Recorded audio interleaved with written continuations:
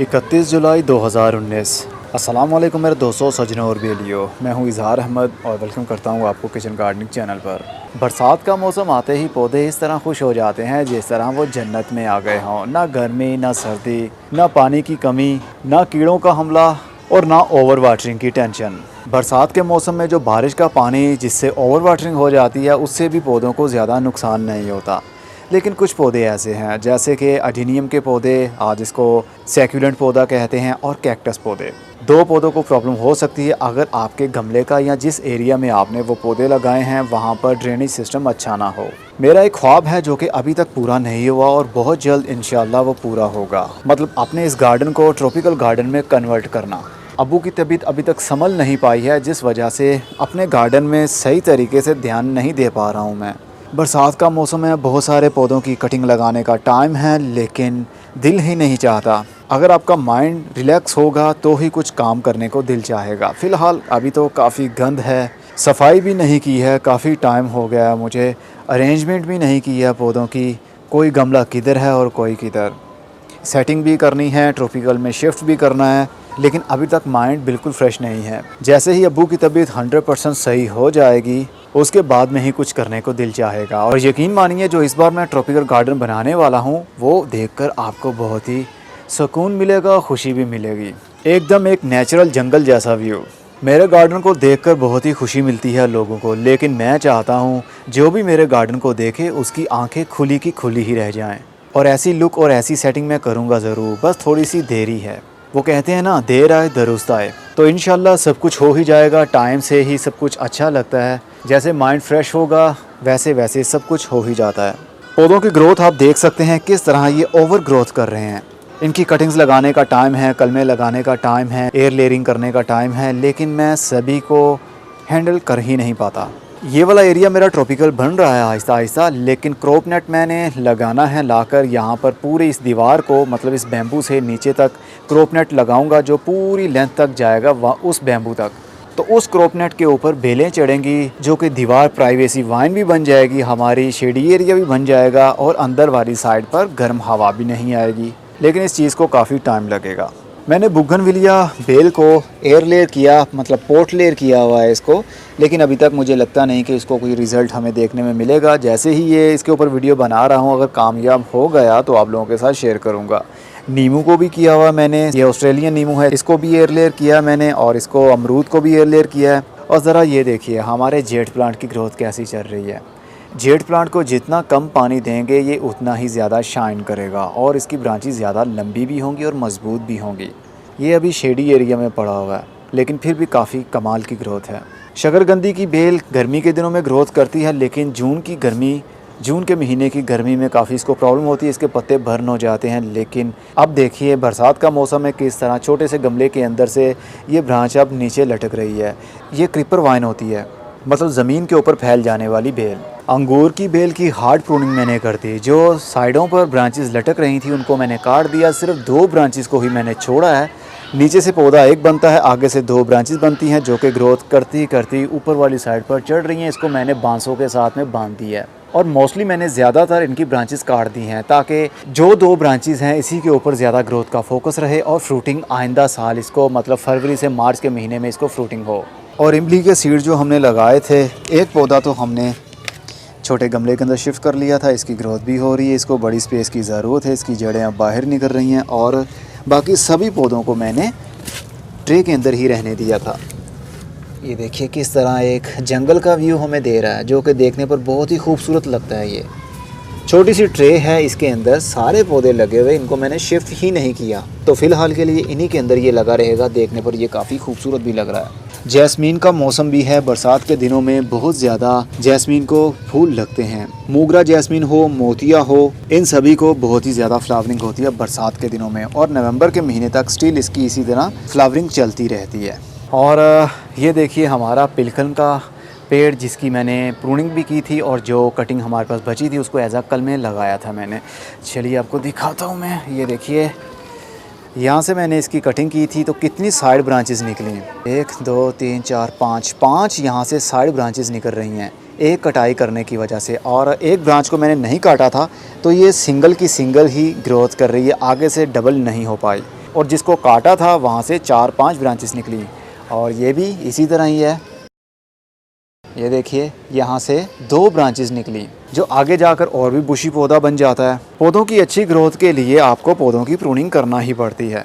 डरना कभी नहीं पौधे की कटाई करने से। जितना पौधों को आप कटाई करेंगे उतनी ज़्यादा वो ग्रोथ करेंगे, उतनी ज़्यादा साइड ब्रांचेस बनेगी, उतने ज़्यादा पत्ते आएंगे, उतना ज़्यादा पौधा आपका घना होगा। और कॉफ़ी का एक ही बीज तो हमारे पास 3 जर्मिनेट हुए थे, लेकिन उनमें से सिर्फ एक ही पौधा, कॉफ़ी का एक ही पौधा हमसे बच पाया है, जो कि गमले के अंदर मैंने शिफ्ट किया हुआ और इसकी ग्रोथ हो रही है। उम्मीद करता हूँ कि ये मेरे पास पौधा सरवाइव करेगा, बड़ा भी हो जाएगा और इसको बड़े गमले के अंदर मैं शिफ्ट भी करूँगा और कॉफ़ी के दाने भी लगेंगे इसको। पॉली हाउस का अभी काफ़ी बुरा हाल भी है, मैं ज़्यादा इनके ऊपर ध्यान नहीं दे पा रहा हूँ। मनी प्लांट लगाए हुए हैं, इनको शिफ्ट करना था, लेकिन शिफ्ट करने का भी सही टाइम नहीं मिल पा रहा है। बहुत सारे पौधे ये देखिए खुश्क होकर मर गए हैं ड्राई होने के बाद में, क्योंकि पानी प्रॉपर तरीके से इनको नहीं मिल पा रहा है, जिस वजह से पौधों की काफ़ी बुरी हालत भी हो रही है। लेकिन फिर भी काफ़ी अच्छी ग्रोथ चल रही है इनकी। कुछ बीज मैंने लगाए थे, जो मैंने कुछ दिन पहले ही वीडियो बनाई थी, जो सीड मुझे किसी ने दिए थे। पता नहीं फ्रूट वाले पौधों के बीज थे या फूलों वाले पौधों के थे। तो मैंने 4 मेरे पास वैरायटीज़ थी, तो चारों को मैंने लगा दिया हुआ और देखूंगा इनका क्या रिज़ल्ट मिलता है।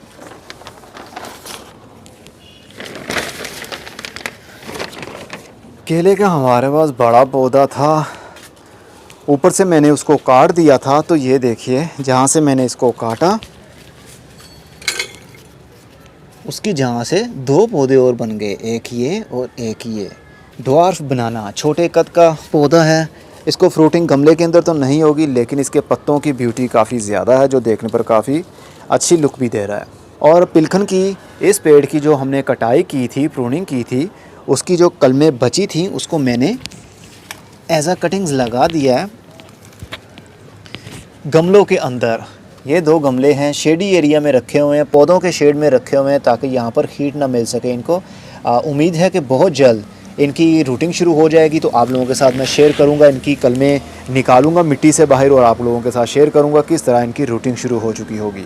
और हमारे 2 डंडे, एक डंडा इसकी ग्रोथ तो आप देख सकते हैं, पहले भी आपने देखी है वीडियो में, और जो हमने शिफ्ट किया था उसकी भी आप ग्रोथ देख लीजिए। नया पत्ता खिल चुका है बड़े साइज़ का, काफ़ी शाइन भी कर रहा है। बहुत जल्द इनमें से और भी पत्ते निकलेंगे और ये पौधा भी बुशी बन जाएगा। बाकी ये देखिए कितना बुरा हाल हो रहा है यहाँ पर अमरैंथस का। इनकी कलमें लगाने का टाइम है, पौधे झुक गए हैं, अपना वेट बर्दाश्त नहीं कर पा रहे हैं, लेकिन कलमें लगाने का भी सही टाइम मुझे नहीं मिल पा रहा है, बहुत ही मुश्किल होती है। अडीनियम की जो आपने देखा था कुछ दिन पहले ही मैंने वीडियो बनाई थी, इनकी कटिंग की थी। तो ये देखिए कटिंग करने के फ़ौरन बाद यहाँ से एक नया शूट निकल रहा है, और ये देखिए यहाँ से भी अब नया शूट निकल रहा है, क्योंकि जो ताकत ये वाली ब्रांचेस के आगे जो पत्ते निकल रहे थे वो ले रही थी, वो तो हमने काट दी। अब जो स्टोर है ग्रोथ करने की जो पावर है वो अभी इनके ब्रांचेस के अंदर मौजूद है। जगह जगह से ये नए बर्ड निकालेगा, पौधा हमारा और भी बुशी बनेगा और ग्रोथ हमारी डबल हो जाती है पौधों की। बस वही बात कि कटाई करने से कभी डरना नहीं चाहिए। जो फालसा हम खाते हैं उसी के मैंने बीज लगाए थे। 1 2 3 4 पौधे ये बन गए, और एक इनका बड़ा पौधा है जो मैंने यहाँ से निकाल के शिफ्ट कर लिया हुआ है। इसके ऊपर मेरी वीडियो बन रही है, जैसे ही कंप्लीट होगी शेयर करूँगा। ये देखिए फालसे का पौधा ये वाला बड़ा हो गया, ये पता नहीं क्या है। और ये मिर्चें, जो मिर्च हम बाज़ार से लाते हैं, हरी मिर्च जो लाते हैं, उसको हम किस तरह उसके सीड लगा सकते हैं, इसके ऊपर वीडियो बना रहा हूँ। तो ये वही बीज मैंने लगाए हैं कुछ दिन पहले ही, 23 जुलाई को मैंने सीड्स लगाए, और ये देखिए कितने सारे सीड जर्मिनेशन अपनी शुरू कर गए। अब लगा सकते हैं, ज़रूरी नहीं कि बाज़ार से आपको बीज ख़रीदने पड़ेंगे, उसके बाद में ही वो जर्मिनेशन अपनी शुरू करते हैं। आप जो घर में सब्जियां लाते हैं वही सीड्स को ट्राई कीजिए और उन्हीं को उगा सकते हैं, और उनको भी मिर्चें लगेंगी, उनको भी फ्रूट लगेगा। बस 2 टाइप के फ्रूट्स होते हैं, एक हाइब्रिड और एक देसी। देसी को थोड़ा कम फ्रूट लग जाता है, हाइब्रिड जो बीज हम ख़रीदते हैं उनको ज़्यादा फ्रूट लगता है। बस फ़र्क यही है, लेकिन हम घरों में देसी भी लगा सकते हैं, कोई इशू नहीं होता।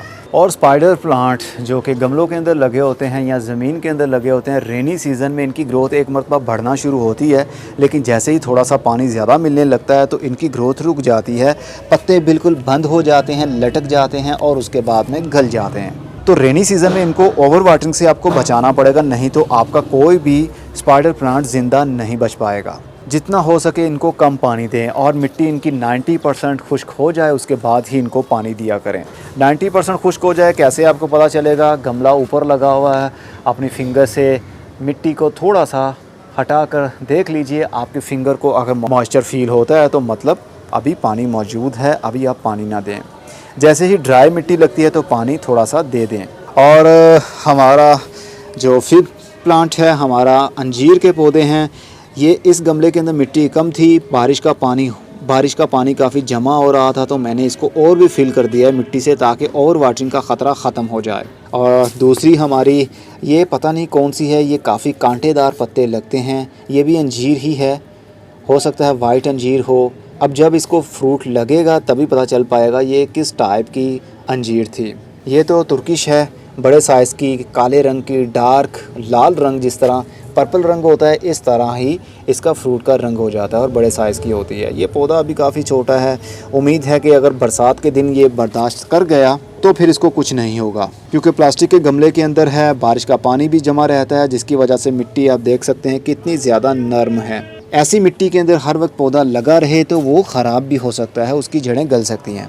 पौधों की अरेंजमेंट का काम बहुत ही ख़राब है मेरे पास फ़िलहाल के लिए। जब मैं इसकी प्रॉपर तरीके से सेटिंग करूँगा तो इनकी लुक भी अच्छी लगेगी और पौधे पड़े हुए खूबसूरती भी देंगे हमें। और ये देखिए एरियल रूट्स निकल रही हैं हमारे पिलखन के पेड़ की, ये देखिए ये रूट्स हैं, जगह जगह से कितनी सारी ये एरियल रूट्स निकल रही हैं। ये एरियल रूट्स मुझे बहुत ही अच्छी लगती हैं। जो फाइकस फैमिली से ताल्लुक़ रखने वाले पौधे हैं, जैसे कि बरगद का पेड़ भी फाइकस फैमिली से है, जब उसके पत्तों को तोड़ा जाए तो उसके अंदर से दूध सा निकलता है, ऐसा लिक्विड सफ़ेद सा लिक्विड निकलता है उसके अंदर। तो ऐसे पौधे जल्दी ही बूढ़ापन अपना शो करने लगते हैं, ऐसे लगता है जिस तरह बूढ़ा पेड़ हो, दाढ़ी निकल आई हो उस पेड़ की। तो ऐसे पौधे देखने पर मुझे बहुत ही अच्छा लगता है। तो इसकी एरियल रूट्स निकल रही हैं, मुझे देखकर काफ़ी खुशी भी होती है इनकी। और मनी प्लांट के बारे में सवाल आया था कि एक ब्रांच अगर ग्रोथ कर रही हो, मतलब एक ब्रांच लंबी हो रही हो, अगर हम आगे से उसको काट दें तो क्या वो दोबारा वहाँ से ग्रोथ करेगी? तो उसका जवाब है बिल्कुल भी नहीं। जहाँ से आप ब्रांच को काट देंगे वो ब्रांच आगे से वहाँ से ग्रोथ नहीं करेगी, बल्कि साइड ब्रांचेस और भी निकलेगी। फॉर एग्ज़ाम्पल ये देखिए, यहाँ से इसको मैंने काट दिया था, ये वाला एरिया देख सकते हैं, और यहाँ से इसकी नई ब्रांच निकली और इसके पीछे से भी निकली होंगी। ये देखिए यहाँ से भी मैंने इसको काटा हुआ था, ये वाला एरिया भी काटा था, तो यहाँ से ब्रांच निकली और ये वाली ब्रांच भी बाद में आई।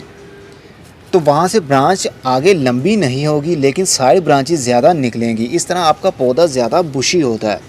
पौधों की कटाई करते रहें, चाहे वो बेल वाले पौधे हों, चाहे वो बुशी पौधे हों, चाहे वो दरख्त टाइप पौधे हों, जैसा भी पौधा हो, प्रूनिंग करते रहने से आपके पौधा ज़्यादा बुशी बनेगा, ज़्यादा ब्रांचेस आएंगी और ग्रोथ अच्छी होगी। चलिए अब चलते हैं अपने दूसरे सब्ज़ी वाले टेरेस पर। सब्ज़ी वाले टेरेस के लिए ज़रूरी है सब्ज़ी वाले पौधे फुल धूप में हों, तभी वो अच्छे से ग्रोथ करते हैं, उनको फूल लगते हैं और बाद में फ्रूट भी उनके अंदर से बनता है। चलिए सबसे पहले हम शुरू करते हैं अपने इस ट्यूब रोज़ से। कुछ दिन पहले ही आपने ये वीडियो देखी, तब इसके फूल काफ़ी हद तक बंद थे, आहिस्ता आहिस्ता से इसके फूल खिल रहे हैं। स्टार टाइप इसके फूल होते हैं, इसके अंदर से बहुत सी धीमी सी मीठी सी खुशबू निकलती रहती है 24 घंटे। इसकी खुशबू ख़त्म नहीं होती। अगर इसका फूल ड्राई भी हो जाए तो उसकी पत्तियों के अंदर से भी, सूखी पत्तियों में से भी खुशबू निकलती रहेगी। मैंने कुछ भिंडी के पौधे भी लगाए, इसके ऊपर मैं वीडियो नहीं बना सका हूँ। एक ग्रो बैग के अंदर 3 पौधे मैंने शिफ्ट किए। और करेले के पौधों की ग्रोथ तो काफ़ी अच्छी चल रही है और इनको फूल भी लग रहे हैं और कुछ करेले भी बनना शुरू हो गए हैं, लेकिन मैं इनको ज़्यादा टॉल नहीं होने दे रहा। जैसे ही इनकी ग्रोथ ब्रांचेस इनकी 4.5 फुट से या 4 फुट से ऊपर जाने लगती हैं, मैं इसको ऊपर से काट देता हूँ। इससे ये होता है कि नीचे वाली ब्रांचेस ज़्यादा बुशी बनती है, साइड ब्रांचेस ज़्यादा निकलती हैं, मेल फीमेल फूल दोनों आते हैं और उनके अंदर से फ्रूट बनना भी शुरू होता है। ये देखिए करेला बन रहा है और एक ये भी लग चुका है। हमने 17 जून को इसकी सीडलिंग की थी, हाँ 17 जून को बीज लगाए थे इसके। तो आज देख लीजिए 31 जुलाई हुई है तो कितनी ज़बरदस्त ग्रोथ है, फ्रूटिंग पर भी हमारे पौधे आ गए हैं। असल में करते रहने से ही आपको आता है। Do your self. जब आपको समझ ना लगे, आपका सबसे बड़ा उस्ताद इंटरनेट आपके पास मौजूद है 24 घंटे। जब आपका दिल चाहे किसी भी बारे में, पौधों के बारे में इंफॉर्मेशन लेनी हो, यूट्यूब के ऊपर बहुत सारे चैनल्स हैं, गूगल के ऊपर बहुत सारा आर्टिकल पड़ा हुआ है पढ़ने के लिए। आप पढ़िए, सर्च कीजिए, देखिए, बहुत कुछ सीखने में मिलता है हमें। मैंने आज तक किसी से प्रैक्टिकली कोई भी काम नहीं सीखा, मतलब गार्डनिंग को लेकर। पौधों को कैसे लगाना है, मिट्टी को किस तरह तैयार किया जाता है, खाद किस तरह बनाई जाती है, कैसे कैसे कब कब देनी चाहिए, मैंने आज तक यकीन मानिए किसी से प्रैक्टिकली सीखा ही नहीं है। जो कुछ सीखा खुद से सीखा और इंटरनेट से। मेरा 80% मेरा उस्ताद इंटरनेट है, यूट्यूब और गूगल सर्च। ये दो चीज़ें ऐसी हैं जो बहुत ही इन्फॉर्मेशन देती हैं आपको। बाकी जो 20% होता है वो आपके ऊपर डिपेंड करता है, आपके मौसम के ऊपर डिपेंड करता है। आपके आसपास किसी नर्सरी वाले से पूछना हो, या कोई सीनियर हो, या एग्रीरियन पर्सन हो जो सब्जियां लगाते हैं, फार्म हाउस वाले हों, क्योंकि वो आपके मुल्क में, आपके शहर में हैं, वो आपको बताएंगे उस पौधे की जिस बारे में आप पूछना चाहते हैं वो पौधा आपके यहाँ पर ग्रोथ करेगा या नहीं। इस तरह की बहुत सारी लोकल इन्फॉर्मेशन आपको लोकल ही मिलेगी, इंटरनेट से नहीं मिल सकती। तो मेरा उस्ताद 80% इंटरनेट है, बाकी मैंने प्रैक्टिकली खुद से करके देखा, गलतियाँ की, नुकसान किया, तभी जाकर मुझे समझ लग पाई। पहले पहले तो शुरुआत थी जब मेरी, जैसे कि आप लोगों की शुरुआत होती है, तो हम प्लास्टिक की बोतलों के अंदर पौधे लगाने लगते हैं। एलोवेरा के पौधे प्लास्टिक की बोतलों के अंदर लगाते हैं, बीज लगाने की कोशिश करते हैं, लेकिन वो सर्वाइव नहीं कर पाते। पानी ज़्यादा होने की वजह से, मिट्टी के अंदर फंगस आ जाने की वजह से वो पौधे सर्वाइव नहीं कर पाते और मर जाते हैं। इसी तरह सीखने से ही हम इंसानों को आता है। सीखते रहेंगे, खुद से ट्राई करते रहेंगे तो आप एक ना एक दिन ज़रूर एक्सपर्ट बन जाएंगे। और ये देखिए बेसिल के पौधे, लेमन बेसिल की हमने वीडियो बनाई थी, आपने देखी भी थी। जब हमने पौधों को ट्रांसप्लांट किया था इसके अंदर, तो एक तो ये पौधा देखिए सर्वाइव नहीं कर पाया है। ज़रूरी नहीं होता कि जितने पौधे आपने लगाए हैं वो सभी के सभी सर्वाइव करें। इनके ऊपर तेज़ हवा चलने की वजह से ये पौधे एक साइड पर झुक भी जाते हैं। वाइट फ्लाई का भी अटैक होता है काफ़ी। और ये है लोबिया के पौधे, लाल लोबिया। इसके ऊपर वीडियो बन रही है, जब ये बड़े हो जाएंगे, लोबिया इनको लगेगा, तभी वीडियो को कंप्लीट करूँगा। इनके ऊपर भी वाइट फ्लाई का अटैक होता है। वाइट फ्लाई का अटैक या दूसरे कीड़ों या दूसरे पेस्ट का अटैक से बचने के लिए सबसे अच्छा तरीका यही है, स्प्रे वाली मशीन लीजिए, उसके अंदर पानी भरिए, पानी का बारीक शावर कीजिए पत्तों के ऊपर नीचे। इससे पूरे कीड़े धुल जाते हैं, उड़ जाते हैं, गिर जाते हैं, मर जाते हैं।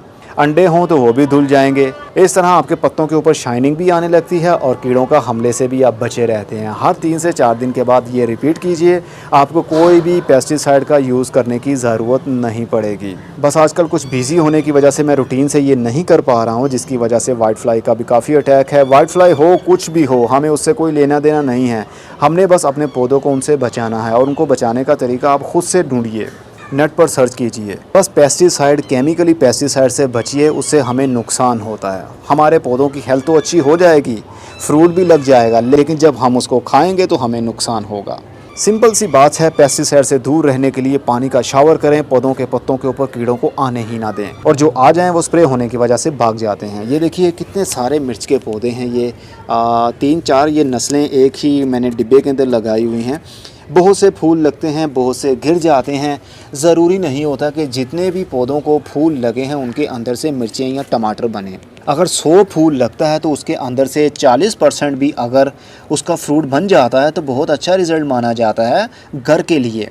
अगर आप कमर्शियल लेवल के ऊपर खेत में ये सब कुछ कर रहे हैं तो आपको खादों का यूज़ करना पड़ता है, बहुत ज़्यादा पेस्टिसाइड का यूज़ करना पड़ता है, तभी आपको जाकर 80% या 70% रिज़ल्ट अच्छा मिलता है, फ्रूटिंग आपको मिलती है। ज़ाहिर सी बात है, जितना ज़्यादा कमर्शियल लेवल पर आपको फ्रूट मिलेगा, मंडी में आपको उतना ही भाव अच्छा मिलेगा और रेट ज़्यादा मिलेगा, पैसे ज़्यादा बनेंगे। वो तो एक कारोबार हो गया, और जो हम लोग घरों में कर रहे हैं ये कारोबार नहीं है। ये तो हम अपनी सेहत को अच्छा बनाने के लिए, केमिकल से पाक सब्जियां उगाने के लिए ये सब कुछ कर रहे हैं।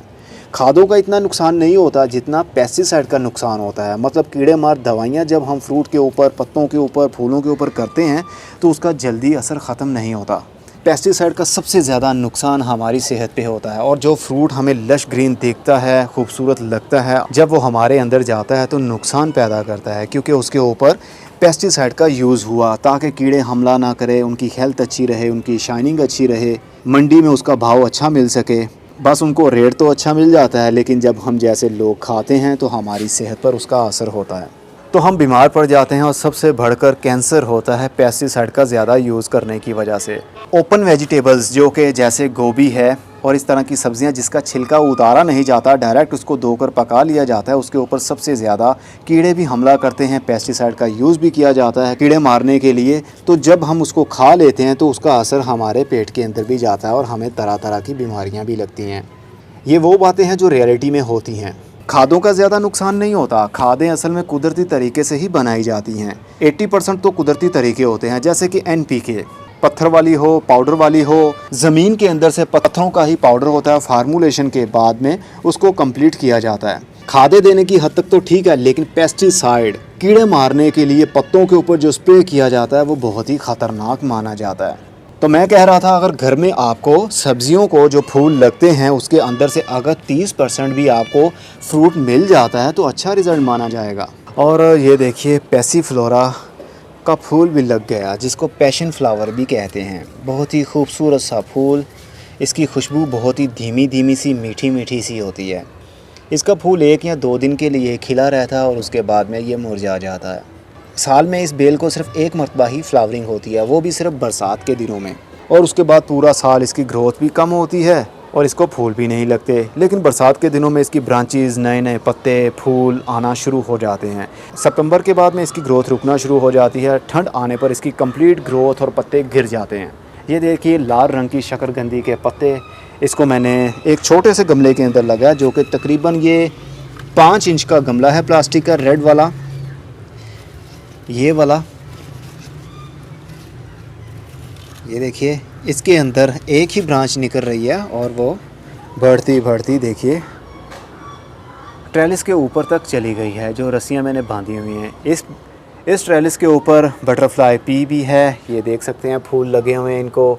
इसके बाद में सीड पोड बन जाएगा, बीज अंदर बनना शुरू हो जाएंगे। मटर की तरह का इसको फल लगता है, उसके अंदर काफ़ी सारे सीड्स होते हैं, जिस तरह फलियां होती हैं वैसे ही लगता है। और मॉर्निंग ग्लोरी के, ये देखिए ये मॉर्निंग ग्लोरी है।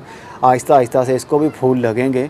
फ़िलहाल के लिए बर्ड, इसकी कलियां देखिए ये लग रही हैं, बहुत जल्द इसको भी फूल खिल जाएंगे और उसके अंदर से भी बीज बनते हैं। एक फूल के अंदर से 3 से 4 बीज निकल सकते हैं। तो गार्डनिंग को इतना मुश्किल आप बनाएंगे तो वो उतना ही मुश्किल हो जाएगा।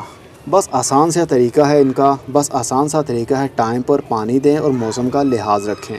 किस मौसम में क्या होगा, जब आपको ये चीज़ें पता चल गई तो फिर गार्डनिंग करना आपके लिए कोई मुश्किल बात नहीं रहेगी। फ़िलहाल के लिए कुछ और नया दिखाने के लिए है नहीं। जब मैं अपना ट्रॉपिकल गार्डन कंप्लीट कर लूँगा तो आपके साथ शेयर करूँगा, ये बिल्कुल एक जंगल की तरह। और हाँ, ये देखिए हमारा जो स्वांजना लगाया था, मोरिंगा लगाया था, अब इसकी ग्रोथ हो रही है। जैसे जैसे ये बड़े होते हैं मैं इसके पत्ते काट लेता हूँ और इसको ड्राई करता हूँ, शेडी एरिया में या किचन में रख देता हूँ। तो ड्राई होने के बाद इसका पत्तों का पाउडर बनाता हूँ और वो खाता हूँ। पौधे काफ़ी बड़े हो गए हैं। सर्दी के दिनों में इसको बचाने के लिए, मतलब छोटे पौधों को बचाने के लिए पॉलीथीन का कवर करना पड़ेगा। जैसे कि ये पौधा, फॉर एग्ज़ाम्पल ये पौधा अभी छोटा हो, 1 फुट का हो, तो प्लास्टिक का एक शॉपर लीजिए जो ट्रांसपेरेंट हो, कलर वाला ना हो, वाइट कलर हो, बिल्कुल उसका आर पार उसके नज़र आ सके। ऊपर पौधे के चढ़ा के नीचे से उसको बांध दें, ठंड से इसको बचा लेंगे। पहली सर्दी मोरिंगा के लिए मुश्किल होती है और जब ये मैच्योर हो जाएगा पौधा, फरवरी के महीने से बाहर के दिन शुरू हो जाएंगे तो आप उसका पॉलीथीन रिमूव कर सकते हैं। तो फिर ये पौधा दोबारा से वहीं से ग्रोथ शुरू कर देगा। बस ठंड के दिनों में इसके पत्ते कंप्लीट गिर जाते हैं पीले होकर, सिर्फ टहनियाँ रहेंगी। इसलिए सर्दी से इसको बचा लिया जाए तो फिर ये कभी भी मरता नहीं। पहली सर्दी इसके लिए मुश्किल है। चलिए अभी पानी भी लगाना है पौधों को। बरसात के दिन तो हैं, लेकिन कुछ पौधे ऐसे हैं जो बरसात के बावजूद भी खुश्क हो जाते हैं, जैसे अनार का पौधा है और साथ में शकरकंदी का पौधा पड़ा हुआ है। अब मैं चलता हूँ। खुदा हाफिज़, good bye, see you and tata, और अपना बहुत सा ख्याल रखिएगा।